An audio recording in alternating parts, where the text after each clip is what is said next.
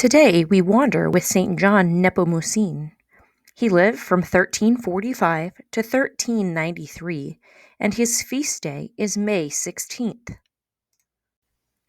St. John Nepomucene is the patron saint of Bohemia, the confessional, against floods, and slander.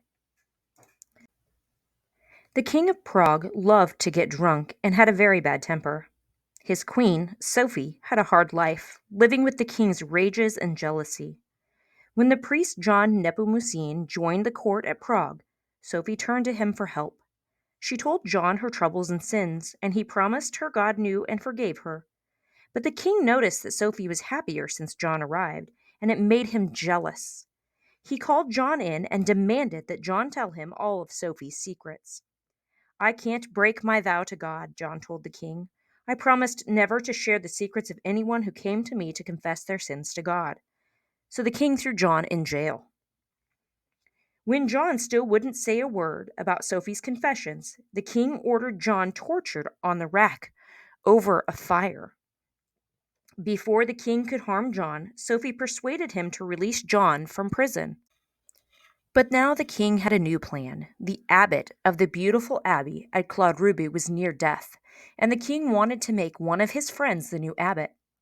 Everyone at the abbey knew that the king's friend would make a terrible abbot, so John helped them make their own plan.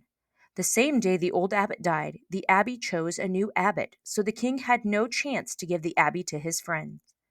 When the king heard, he flew into a towering rage.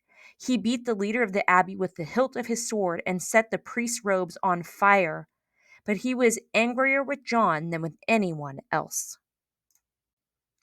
"Capture the priest," he ordered, "and drown him in the river." The king's soldiers arrested John, chained his ankles to his head, and threw him off a bridge. But as John disappeared under the waves, 7 stars appeared over the dark water where he sank. They shone so bright that crowds gathered on the banks of the river to wonder at the sight. They shone so bright that Sophie could see the light all the way from the palace. When she told the king about it, he was so terrified that he fled Prague for good, and in his place his subjects welcomed a new king to the throne.